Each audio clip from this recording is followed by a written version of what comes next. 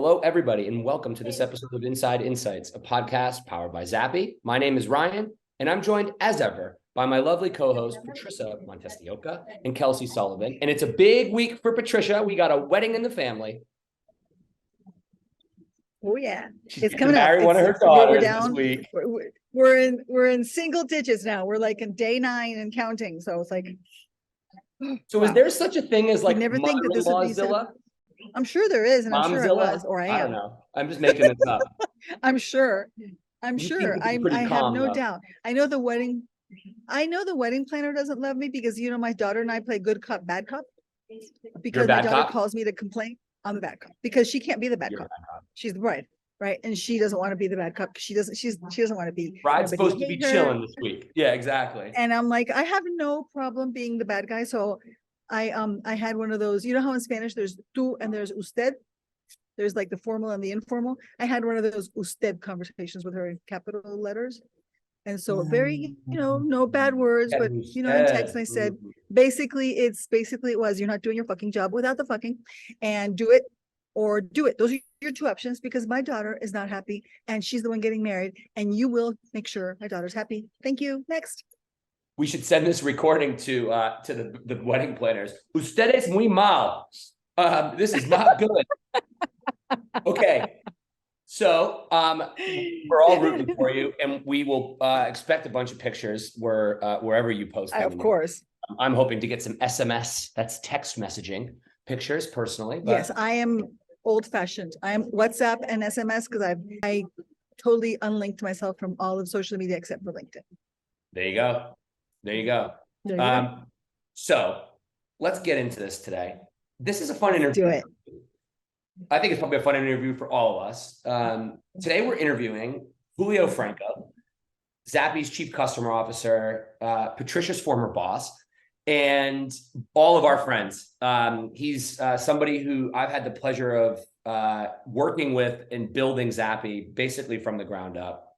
He's somebody who in many ways I'm very different to, but in many ways I'm very alike with. And he's one of, I think, the most pure human beings that you'll meet in terms of his soul and his kindness and his ethics and his moral compass. And I say that because you'll get into this interview and he's too humble for his own good. So I needed to say this about him behind his back. And I think, Patricia, you would agree he is now out of Napo's shadow. Rest in peace, Napo. Your son's doing good, man. He was never really in his shadow. He just didn't know it. I've worked with both of them, and his dad, an excellent man. He helped develop the research for Latin America, as in the industry, Latin America. Yeah, yes. Julio is a beacon of light to this world. So today, yes, he is. You get to listen to a conversation that we just have anyway. This is a podcast recording of a rant we would have over a beer or over a coffee. This is nothing to do with what we sell. It's literally just the change management associated with what insights departments are going through. I think you'll really enjoy the conversation. Julio works hand in hand with customers to help them transform insights departments, not just using what we do, but other capabilities. So you're going to get a glimpse into some of the things we see work and some of the things we see don't work as you're starting to think about making your insights function elevate, and your marketers, your innovators, your business stakeholders have the customer centricity they need at their fingertips. Let's get into this one.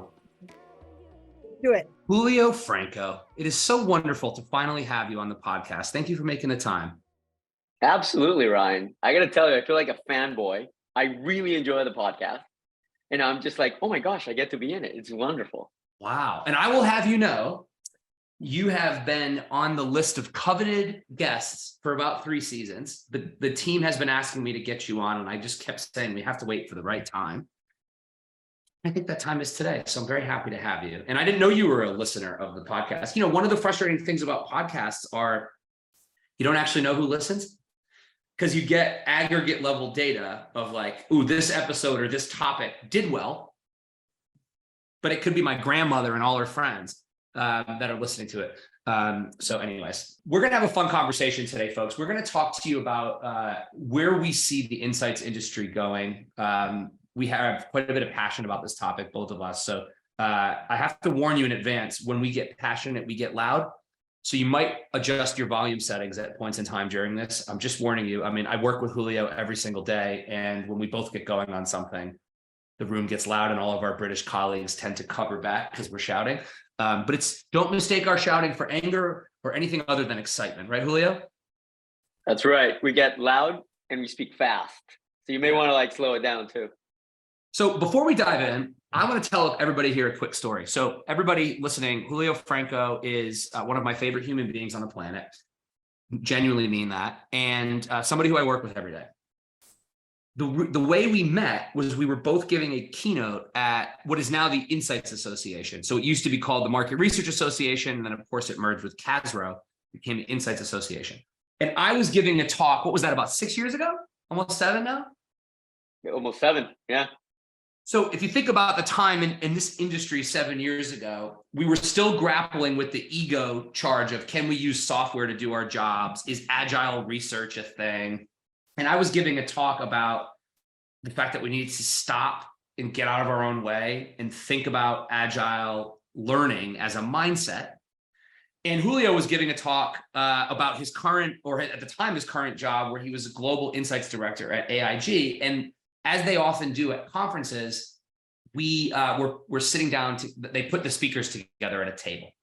So we were at a table and we started chatting. And now Julio knows this story, but you can't take the sales guy out of me. So I go, oh, sweet, this is a way to get in with AIG. And so I very subtly, maybe it wasn't subtle, booked a lunch with Julio. And we went to lunch at Smith & Wollensky's in Boston. And to this day, anytime I go to Smith & Wollensky's, I think of this lunch with Julio. And we sat down, and within 3 seconds, Julio goes, look, dude, you're never going to get in with AIG. They're too slow, but I'm here for a job. The truth is, the rest is history. I think we started working together 3 weeks after that, and we've been doing it ever since. That's exactly right. Of that story? The funny thing about it is, the reason why I was looking for a job was because I was frustrated by the slowness of AIG. I'll give you an example of that. I needed to do some like mystery shopping research in Brazil. And that mystery shopping research had really new and innovative ways of doing it, where people could go with their phones and like record it and all that good stuff. That would have cost me $30,000 to get done with a new vendor. And I would have got really good insight, like super, super solid insight. But they were not an approved vendor. So I spent $350,000 going old school, being super late. And I just kept like banging my head against the wall with AIG, being like, you don't understand.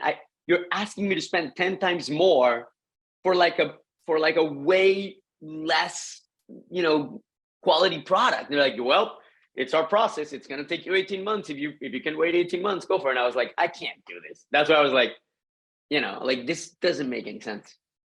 Yeah, it doesn't. So, it's such a good example of black box thinking. We've always done it this way, so deal with it. And companies that are still gripping to that, they're fucked. They lose talent like you.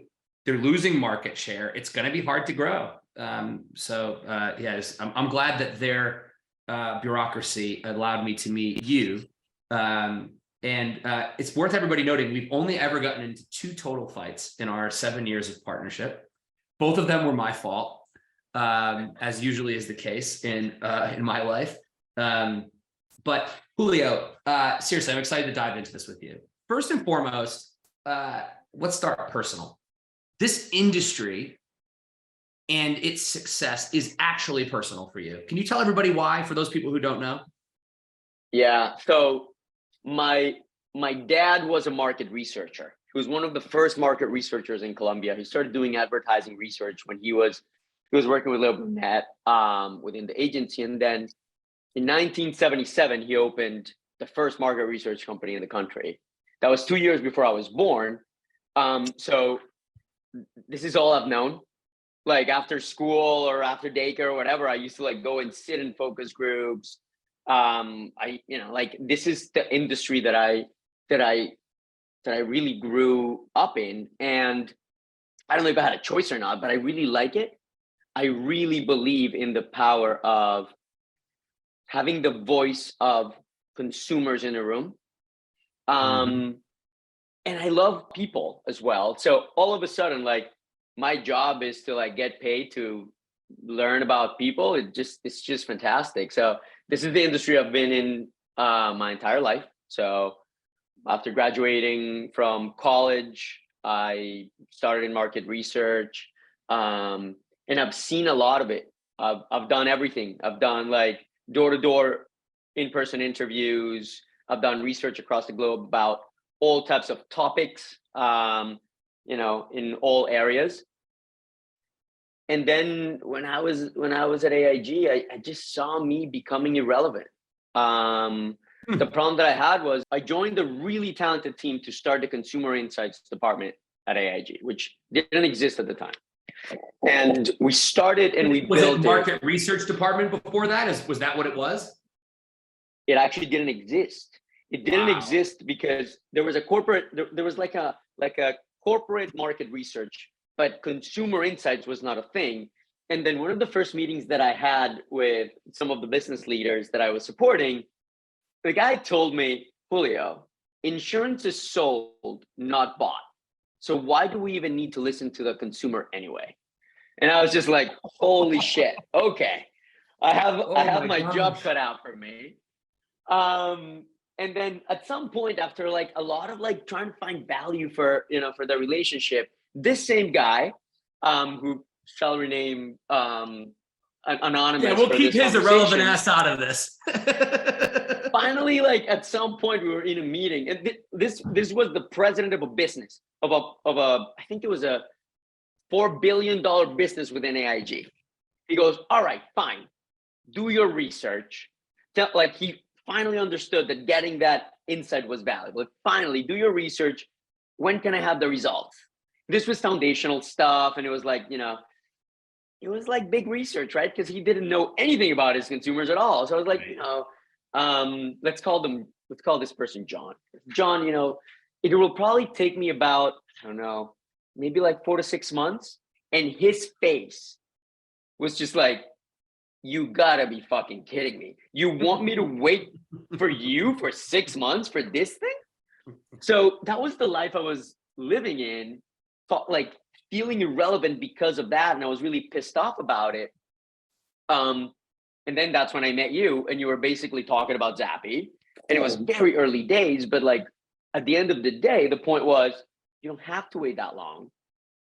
And I was like, if I can tell John, it'll probably take me about a week. Let's set up time with you Thursday of next week. The whole thing would have been different. The whole thing would have been different. I would have met with him, given him strong insight. He would have made a better decision, and ultimately the business would have benefited from it. So that's really what sparked the need of like, I need to jump on this train, which is why I was like, this is great. I'm gonna try to find a job and try to change this industry. It was problematic leaving AIG. The chief insights officer at the time, global insights officer, sat me in his office and basically said, what do we need to do? And I told him the following. I go, you're offering me a great position at Blockbuster, and I'm about to go and work at Netflix. I can have much more impact there than here. And with that response, I was like, you know what? That's fair. The rest is history, as you say. So, folks, Julio, vibrant human being, a lot of personality, more love and time for people, but he's too humble for his own good. So let me toot his horn. His father pioneered the market research industry in Colombia, was the first major market research agency, and was a legend. Julio has made hundreds of major brands adopt an agile platform and better ways of working. So we have 2 generations of Francos that have pioneered this industry. I know when I met you, you were living in Dad's shadow, but I know that Napo's looking down, very proud of you. And you're just getting going, my man. So it's a pleasure to watch your work happen. You should toot your own horn sometime. But I'll do it for you in the meantime. So, it's funny because I was at, as you know, I was at Kantar before this, and we were doing some cool shit in pockets. Like I remember we did this really, it's to this day, one of my favorite things ever. There was a collaboration with Marketing and Planning Systems, Communispace, and my business at the time was called GMI. And we basically built an on-demand insights platform for Walmart. And it was a bit ahead of its time at the time. I was working with this guy who was a mentor of mine, Chris Petranto, and I think he's still big shot at Kantar, much better golfer than I am, so I don't play golf with him anymore. But anyways, I remember thinking to myself, wow, this is quite powerful. If you can give businesses data when they need it, well, then the people who they pay to do insights can do strategic shit. The reason why I'm still pissed off today, and I would love for you to comment on this, is I think in some ways we've perpetuated the problem. In other words, if you could test an ad overnight, that's great.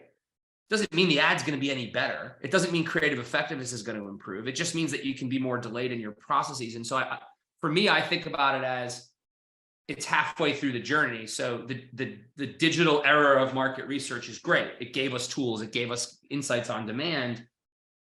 But now that that's the case, I still find this, what does the insights department of tomorrow question? But that was the reason I joined, was to free people up to be strategic. It's still the reason I'm excited. But I don't think we've really solved the problem yet. So why do you think that is? No, I agree. And it's a mind shift. I'll tell you. So for years, the market research / consumer insights department was the gatekeeper of the voice of consumers, right? Like, we were the ones that were brought into the room and said, we have no idea what the market is thinking, tell us, right? So we were the gatekeepers of that. That changed with digitization, right? And social media and stuff. Anybody could like go and like do some trolling around like, you know, social media sentiment or what have you. And that really, really changed. And then the technology has evolved to the point where there is no longer a barrier to do excellent research very quickly and very inexpensively, and to connect that data. But the problem is the following, right? And I still think that we're thinking project first. When I joined Zappi, the biggest shift in the way that I thought about things was moving away from answering a question to figuring out a system to answer 100 questions. And I still see too many of our customers coming in with that mindset where you basically put in technology to solve an old world problem, and all you do is perpetuate it. So I'll be specific. You can now run a piece of research in less than a day. That is something you can absolutely do. And there's like 200 people that can do, 200 companies that can do that for you. Commodity at this point. 100%. There's no barrier to that. Time is something that nobody has. So doing stuff quicker is really important. But the mistake that I've seen happen often is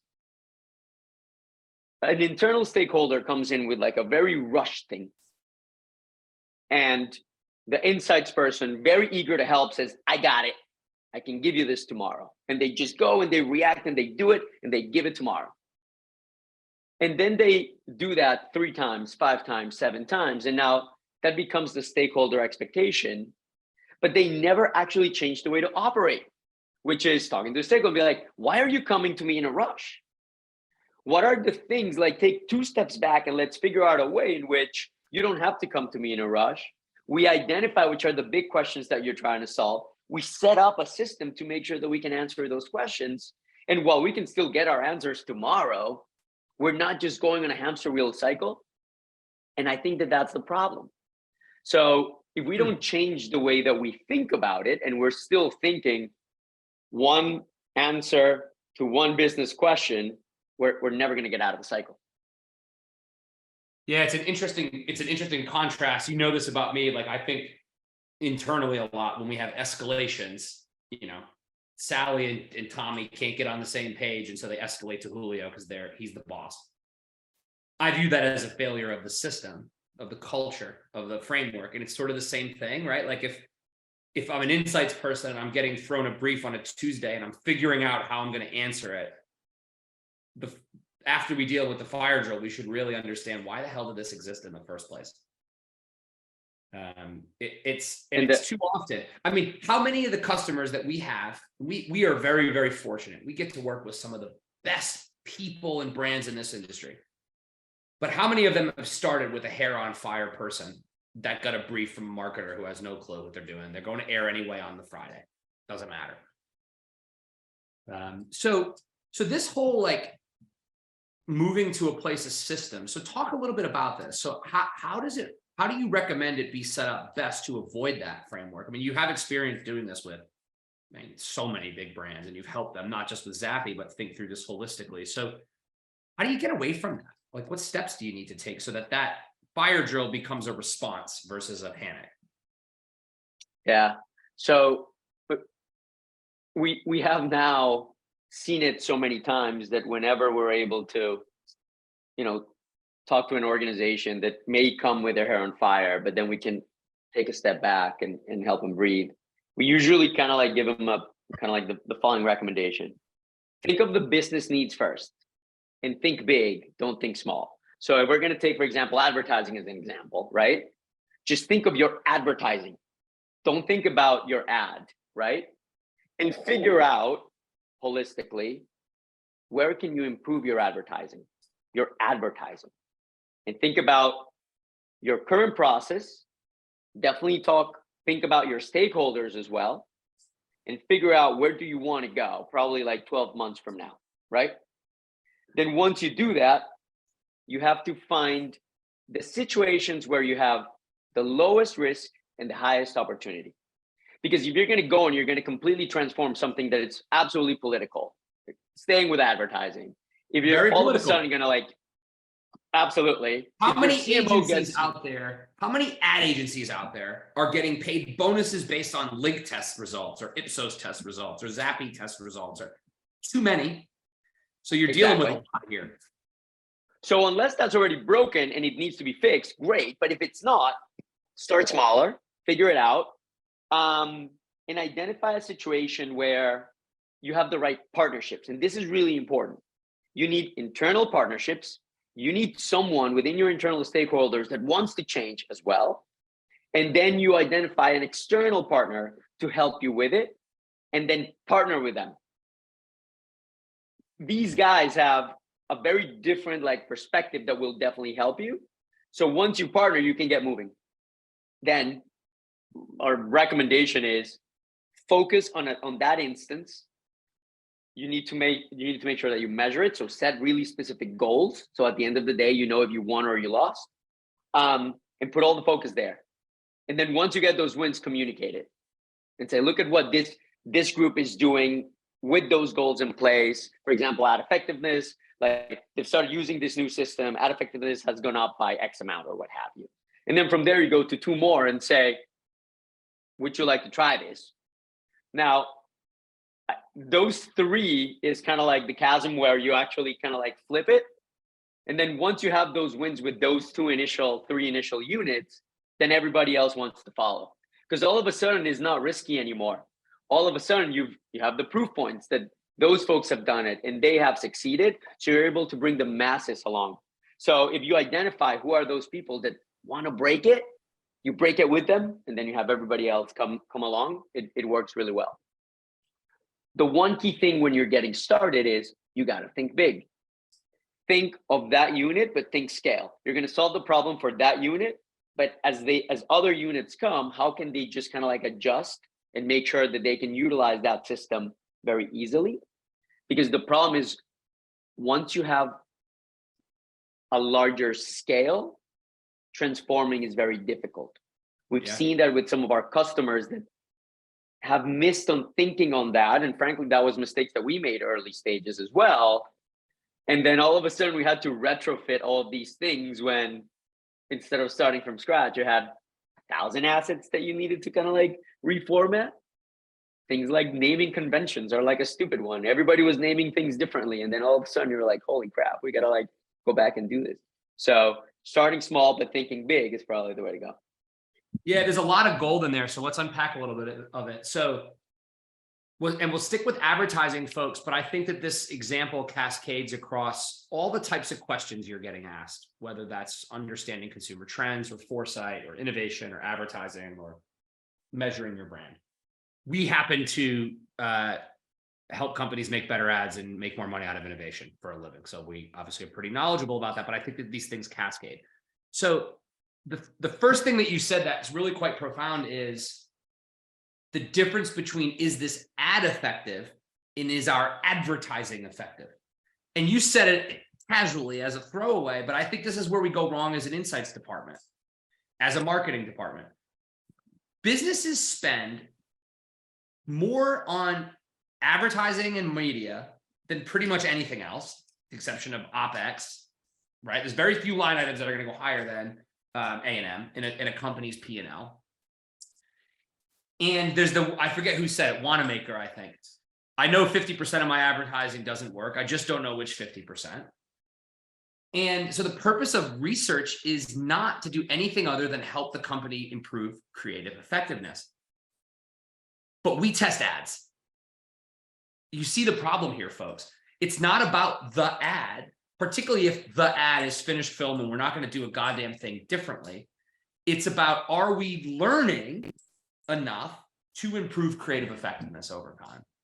And that's really what you're talking about there.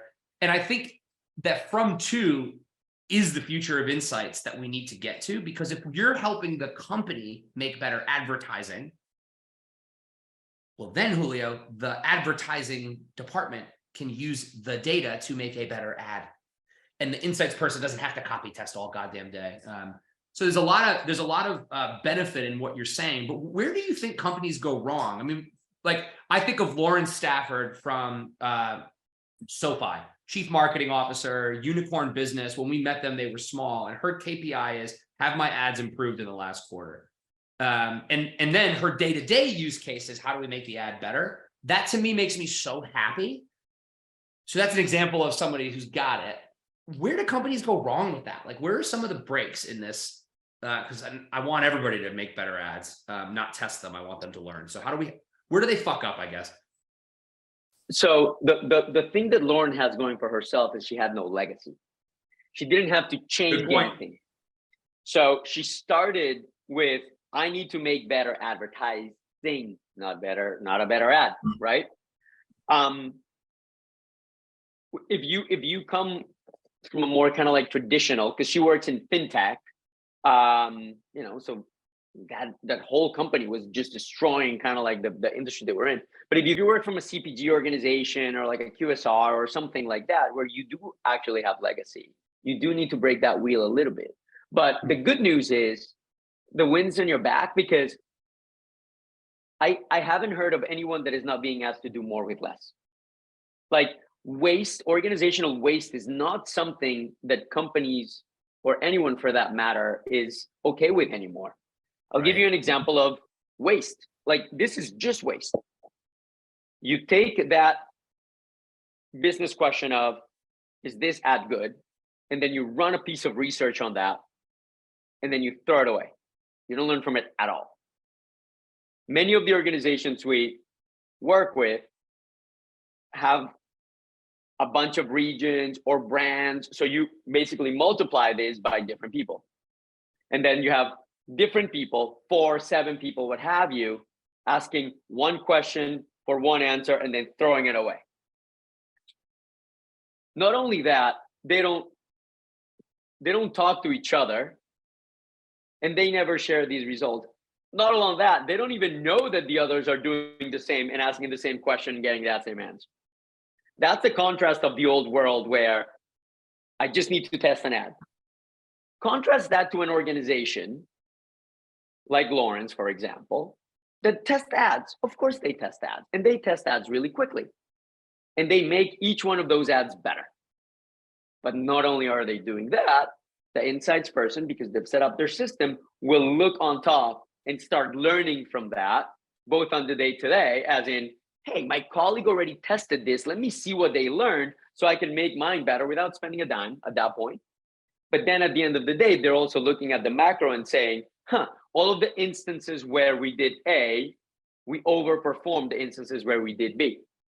And then as an organization, you can learn and move forward.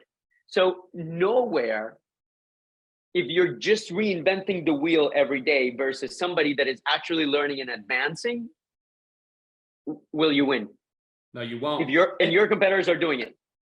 Yeah, I mean, I was going to say, like, SoFi is a good example of a business without legacy, but I mean, we've been on this journey with businesses that are decentralized matrices. We had Jane Wakely from PepsiCo on, and they've saved hundreds of millions of dollars by turning ad testing into learning.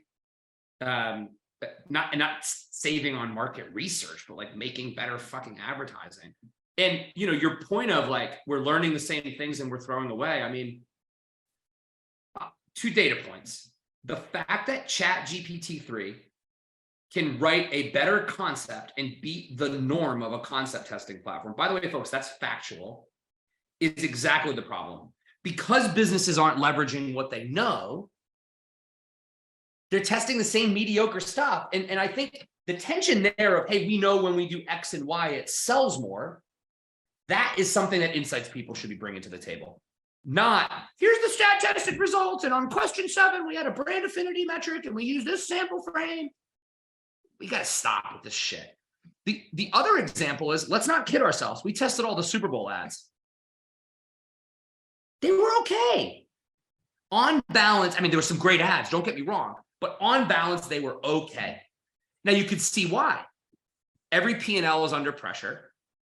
What happens when money's tight? We all get scared and we get tense. We're not going to bring bold new ideas.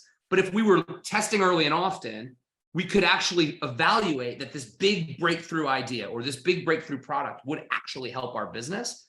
But that's a systemic problem. So let's take another example. Big decentralized matrix with legacy, step by step. Mm-hmm. How do they get out of the legacy to a place where they can move to a learning environment, regardless of what they're doing? We're talking about advertising, but it's synonymous with any other question we have. What are the playbooks that you've seen work for brands across the hundreds that you've consulted with since you joined me on this crazy ride? So part of it is what I mentioned before around kind of like those 5 steps of thinking big, setting up the system. But like, I'll be a little bit more specific. Well, yeah, let's get pretty granular for people so they can think about like each step they have to get through. Yeah. So if you're part of like a smaller team, you don't actually have a lot of capacity. The first thing that I think you need to do is let go of your ego and empower others to do the day-to-day testing for you. So I'm going to use Colombia as an example because that's where I'm from. If I worked for a CPG organization in Colombia and my team was 3 people and I was just supporting that entire business within that country, the first thing that I would do is, okay, what are the things that I can actually get rid of that somebody else can do and then I can leverage? So let's continue on the advertising example, but it's basically anything. I can now set up a system where marketing, an intern, anyone can just go in and run the ad. And no longer is it a problem where like the quality will drop because either they're grading their own homework or they have no idea what they're doing. That's not the case. You can just set it up and let that run. And then spend the time, instead of like running that stuff, spend the time looking at it once I have critical mass. So once I have 20 or 30 ads, and frankly, I mean, I'm a researcher, that's when it gets really exciting. When you can actually look at 30 ads and say, okay, what are the big questions that my business is trying to solve? I'm going to go and like drop that knowledge bomb on them and be like, hey, you guys know how we've always wondered if I have the answer and I have 30 ads to prove it. Like, that's where it becomes really, really important. So let go of the ego. You are no longer the sole, guardian of the consumer voice. Yeah. There's ways in which you can set yourself up. It is an ego change, Julio, right? Like, I mean, I've had 30 heads of insights on this podcast. Not a single one of them is saying my department needs to be the cover your ass risk mitigation department. But I have empathy for people because that was what their job was 10 years ago.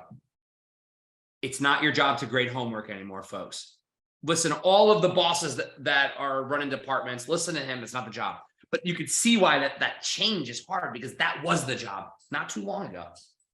Well, and you've done it forever, right? So if you're not the person that actually tests the ad and goes into the meeting and says, this is why the ad performed well or it didn't perform well, it becomes a little uncomfortable. Yeah. And if you don't actually drop those like big insights bombs, yeah, you should be worried. If you're not actually understanding your business well enough to try to connect those dots and say, this is what we should be doing moving forward, then, but at the end of the day, insights professionals are curious, want to understand and want to give an answer. And now you have the opportunity of doing that with more data and able to look at that data and analyze that data in a way easier way than ever before. It's actually a really cool opportunity. It is. It is. And this is why I'm so excited about this next frontier. I mean, if we can set up the collective we, a very intentional ecosystem where all of our data, all of our platforms are intentional, where we have outside consultants that are smart, that know our business, and we pay them for their brains, where we leverage service bureaus for external capacity if we're lean, where we democratize tools, where insights brings empathy to data. I'm fucking excited, but we got to stop the project mindset. You started this conversation with it. It's not the right way to think about it. I mean, as much as, and this is one issue, I'm not an insights person. I love the insights industry because I believe in customer-centric and employee-centric growth. That's why I love this industry. That's why I'm here. But I'm not a traditional research guy. I guess I should probably stop saying that because I'm almost on year 20. But anyway, the point I'm trying to make is it's not about running the project. It's about having an ecosystem to run the projects. And I think sometimes, Julio, my friction with insights people is that we think of each brief as this mystical opportunity. But actually, folks, if you codify the last 100 briefs that crossed your desk, you're going to find 10 themes. And you'll know that, oh, that's a thing I need thinking. That's just a thing I need a pulse in data. That's a thing I can democratize. That's a thing I already know the goddamn answer to, so I don't need to test it again, or I don't need to do the research again. And so I think this is where I think, and so let's pick on centers of excellence departments a little bit. This is where I think those people need to step their game up, because in the current paradigm, if you're working as a brand insights manager for a telco or a QSR or a CPG, you're running around trying to keep up with promotions, new product launches, company strategy, the share price drops, you're going to panic. What does the central department need to do better to help insights people get above this and be more intentional, in your opinion? I think there's two things. We need to be closer to the business. The value of our jobs is not methodological expertise. That's all been done, man. Like, you know, like you can now off the shelf get like really, really high quality methodologies that you don't need to like go and like tinker with like question wordings or with sample sizes. That's all been done. That data is going to come. And by the way, on the methodology point, you know where you see, I know where you see methodology friction. It's when you haven't set up an ecosystem and enabled your stakeholders with how to interpret the data, and the data goes against their knowledge. Let me tell you a story. Okay. I have an example recently of a customer who put an ad in market, or no, was going to put an ad in market that basically was using the rational drowning of current economic times. You know, and I know that consumers are sick and tired of hearing that shit. Don't tell me times are tough. Tell me how your beer is going to refresh me. Tell me how your product's going to make my dog happier, whatever the fuck thing is. Because all of a sudden with modern systems, you get more data because you're trying to optimize versus green stamp. All of a sudden you start poking holes in methodology when the answer goes against the conventional wisdom of the legacy. To me, that's an enablement problem, because other than that, no one cares about the methodology because they assume the data is of a high quality and the methods are built to be predictive. If that's sort of table stakes, I guess is my point. And so like, let's stop putting them, sorry for this quick tangent, because this topic pisses me off. Like, we got to stop making that slide 7 through 10 in the goddamn decks. No one cares, dude. And if we did a better job of being intentional about our system, we would have onboarded them to the methodology in a macro sense, enabled them day to day while they were getting used to it. And then they do their own thing on a Tuesday. Thank you for listening to my talk about this. You got me fired up. And the truth is, I think that comes from how we as an industry got started, where the research that we did was loosely because the data was really hard to like put together, it was really hard to like validate like the actual impact and the actual result. So That's we right. only controlled what we could control, which was the questionnaire and the sampling frame and all of that stuff. So we just hyper focused on that. And right now, I mean, we've done a ton of research on research that says your question wording, not that relevant. Like really not that relevant. How much would you pay for? Please consider about like all of that stuff. The results are completely comparable with very few exceptions. Yeah. So what we need to do is pick up our heads and stop thinking methodology. And the easiest way to get around this, if you're very methodologically centric or you have a company that is, be intentional about your new system. Side-by-side test whatever you're going to use with whatever your success metrics are. I don't give a shit what they are. Market mix models, sales data, trend data, Nielsen data, doesn't matter. Because then once and for all, we can say, oh, a good result in whatever I'm doing results in more pizza sold, more beer sold, more cheeseburgers sold, whatever the hell thing is. And that's the way you should think about methodology COE departments, not for every single test. Carry on, sorry. I will let you leave methodology bullet now. Yeah, so you set up, going back to the COE, you set up the system. And the key thing about the system, it doesn't have to be a perfect system. It just needs to be a system that it's consistent. As you're driving that system and you're letting kind of like the regions and stuff do the research, your job is to get really, really connected to the business so you can utilize that database to answer those big business questions. That is the strong recommendation that I would do. But the problem that I see with insights is we're far from the business. We're far Especially from the COEs.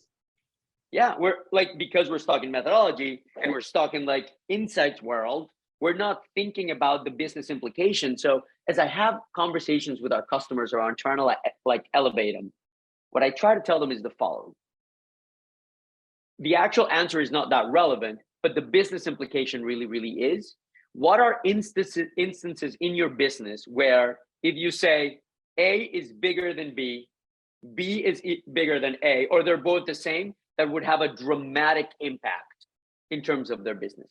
I'll give you, we use this example a lot, but I just think I think it's a good one. Many organizations spend a lot of money on spokespeople or celebrities and so forth, right? Tons of money.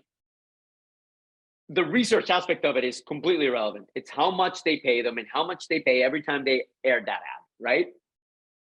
If you can go to the business and say, hey, when we use this celebrity, it's better, or when we don't use this celebrity, is better, or no difference if we use the celebrity, regardless of the answer, it's really valuable for the business because they can either justify the amount they're paying or stop paying it. Like, that's the point. It's not the research implication, it's the business implication.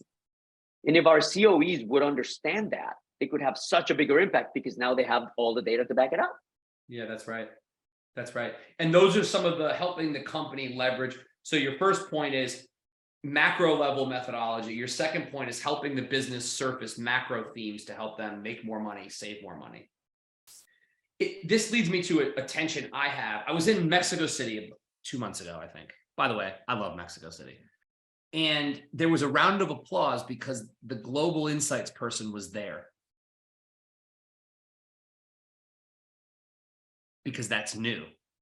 You can't sit. It's like I had something happen internally where we were making a decision in Boston about what happened in Singapore, yet the people who made the decision hadn't been to Singapore in 3 years. So if part of the job of a global team is to macro level set up a system and enable, well, you have to actually know what each specific team, each specific brand, each specific country's P&L pressures are, what their cultures are, because how the hell are you going to catch somebody in stride if you don't actually know their job?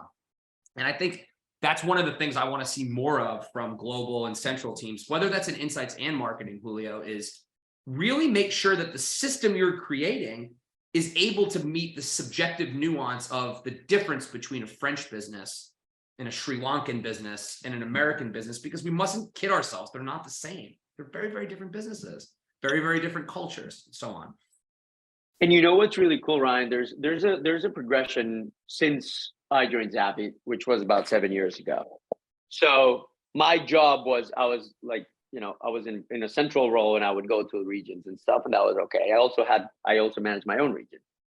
And it was all disconnected, and I needed to, I'm big in empathy. So I would travel and I would really understand it and like talk to, customers in the region and stuff. But it was completely disconnected. And then I joined Zappi and it's like, oh, cool, this is a system. But frankly, that system was absolutely closed and inflexible. You need to set this whole thing up globally. And that was problematic because markets are different and business needs are different. But now we are in a world where it's really exciting for me because you can have the best of both worlds. You can have that global connection with that local nuance without actually breaking the system. Yes. So you no longer need to compromise. Like before, it was like that tension between global and local was really big. It's like, yeah, I understand that globally you want for all of us to operate the same. But the truth is, again, I'm in Colombia and things are different. And if I just go with like the global norm, it doesn't work for me. I need to adjust it and localize it. Now you can do both. You can have global consistency in some things, drive the flexibility so that locally you can do it. So you don't lose anymore. It's actually wonderful.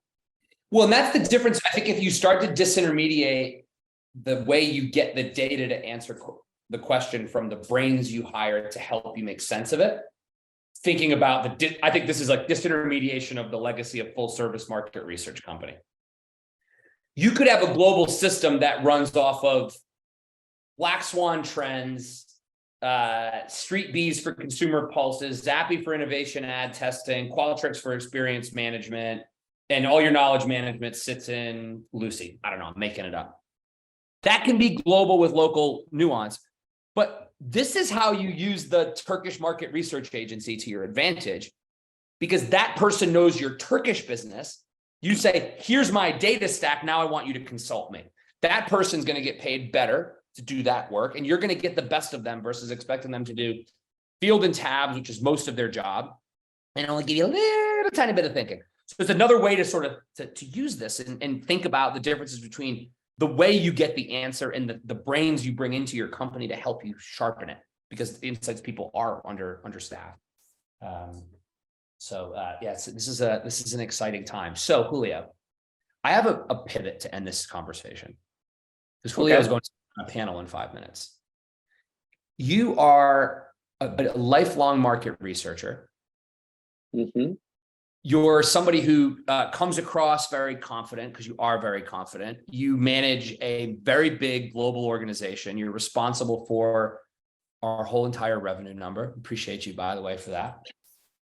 I want you to give some advice to people who are listening to this, and whether they're young in their career or they've been around, but they're being asked to do the following.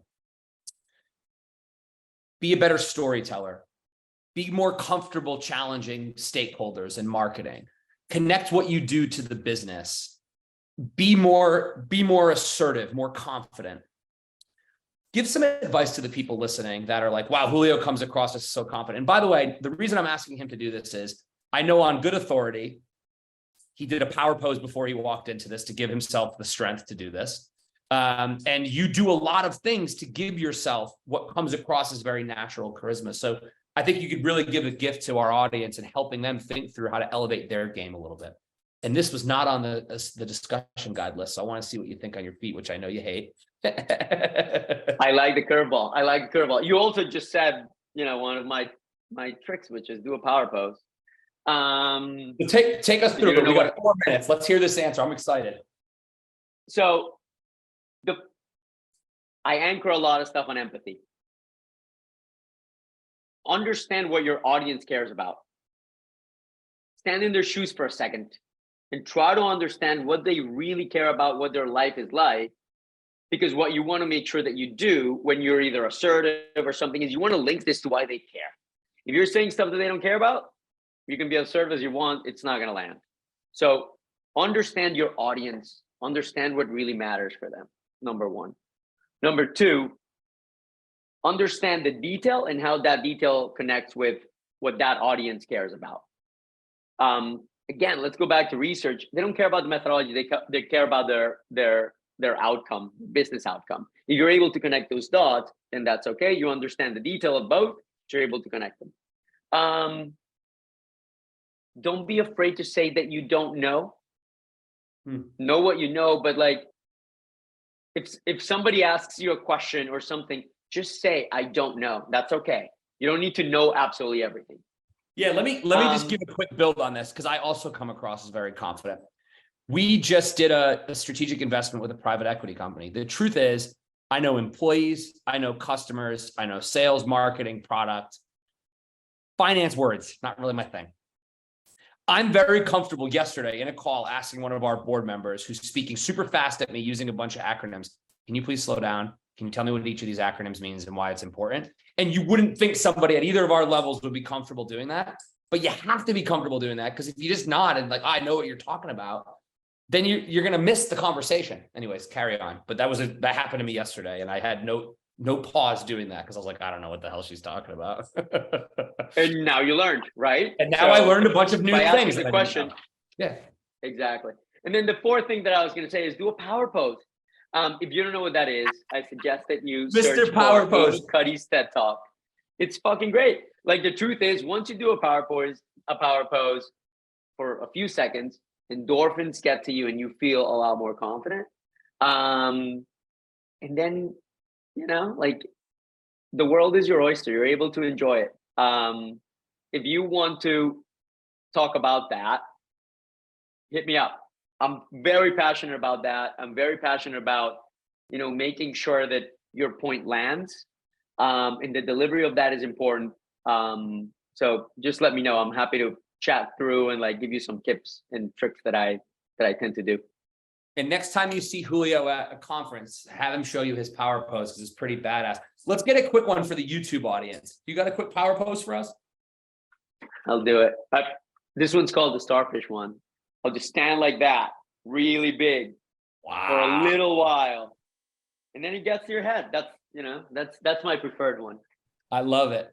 Julio, this was fun. I'm glad we did this. Thank you. I hope everybody enjoyed the conversation as much as I had having it. I love this guy. It's a pleasure to bring our riffs with you that we have anyway. We probably would have done this anyway today. But folks, be intentional, calibrate your systems, elevate your game, democratize the insights, and sit above the data. We're gonna be all right as an industry. We can bring empathy to this matrix, my friends. It's a beautiful thing. Thank you for listening. Julio, thank you for doing this, and have a wonderful day, everybody. Thank you, Ryan. So, ladies, how was listening to my one-on-one with Julio, Masked as a podcast? It felt so like deja vu. I mean, I had the pleasure of working with the two of you day to day, day on day for 4 years, and have Julio be my boss. It was comfortable. It was a lot of new stuff, some stuff I knew. It was great. It just felt good. Yeah, I enjoyed it. And I even learned a few new things. And it was funny, after we recorded, I was in the office with Julio and his team.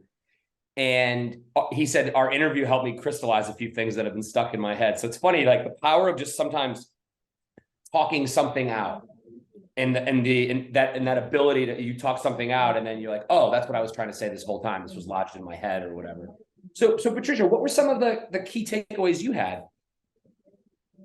So it was sometimes the podcasts give you like really solid chapters of knowledge. There was a couple of really big ones, and there were just some that I cannot let go because they were so important. You guys talked about faster is not everything. And this is one of the things I thought to myself, oh my goodness, of course, faster is not everything. And so we ended up as researchers, myself included, perpetuating the problem. And I thought to myself, oh my God, that is so right. And then he went on, you said to lay it out, past, present, and future, where are we at? Tell us. And he said, past. We were gatekeepers of the voice of the consumer. So this is a blend of what you and he said, right? We controlled, that's why we were so nitpicky. Aside, just a pause. I had a customer once, an insights person, tell me that the font of the of the questions wasn't the right one because it wasn't on equity for them. I'm like, yeah, I think we're focusing on the wrong thing. Just saying. The color and anyway, moving along. So, we've only focused on what we could control because the only thing we could control was methodology. That's the past.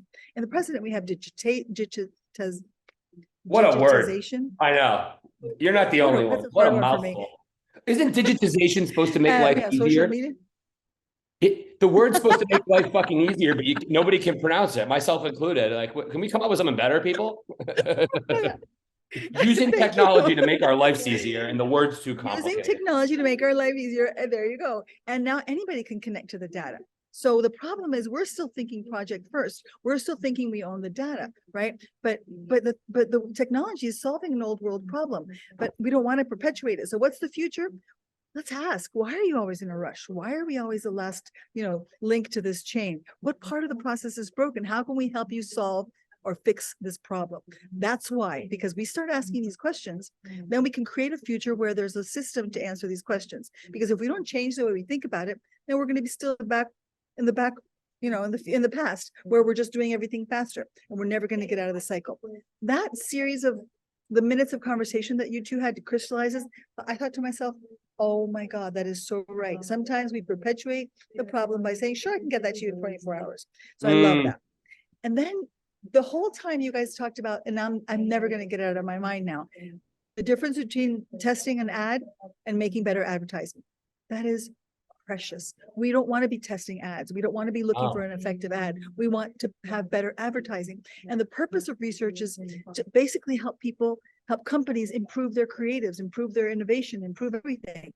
So we don't want to waste. Waste is when you ask a question, get an answer, throw away the data because we already answered the question. We have to learn. We have to build the future. We have to build it by learning from the past and not asking the same question again and again, but learning from it so that we can advance. We can apply and turn ad testing into learning.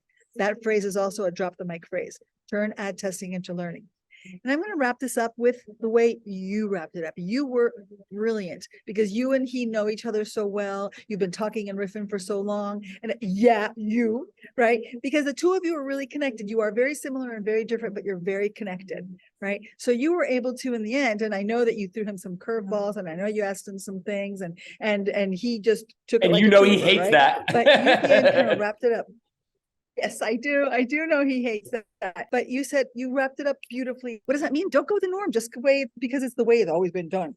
Challenge it. Challenge the brief. Challenge the way it is. Ask yourself the questions. Don't just be an automatic pilot. Number 2, create a process. The less you as an insights person are needed and everybody else involved does what they're supposed to be doing, the better it is. So that number 3, you can democratize the insights. Everybody else can do the insights. So that number 4, you can sit above the data and do the hard stuff, do the strategy, do the thinking, take the company to the next level, help them do better advertising, better innovation, not just is it blue or is it red? Right?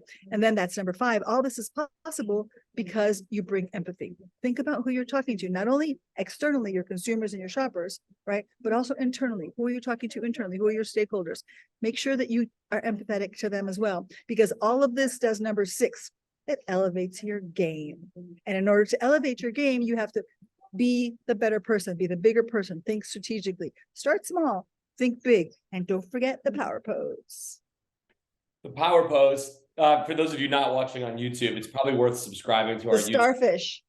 Yeah, just to watch Julio's starfish at the end. That was epic. Yeah, that was a really fun conversation. And I think the way you ended it segues nicely into our next episode.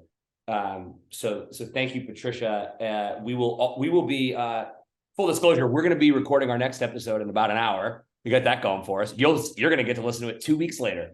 But our next episode is with Rob Volpe, the CEO of Ignite 360 and the author of Tell Me More About That. I've gotten to know Rob through the CEO Summit, which is something that Merrill Dubrow and Steve Schlesinger put on in the Insights Association. And he's wonderful. And you know what we're going to talk about, ladies? We're going to talk about empathy for a whole hour. Yep. Because AI plus data plus empathy is how you drive customer-centric growth in the future. And Rob and I are going to talk about the most important part if you're an insights and marketing professional, empathy. So I'm very, very excited to bring you that conversation up next. We got a lot more good conversations coming on our podcast this year. Beautiful thing. Ladies, I wish you well. To our listeners, I hope you have a great day and we'll all talk soon.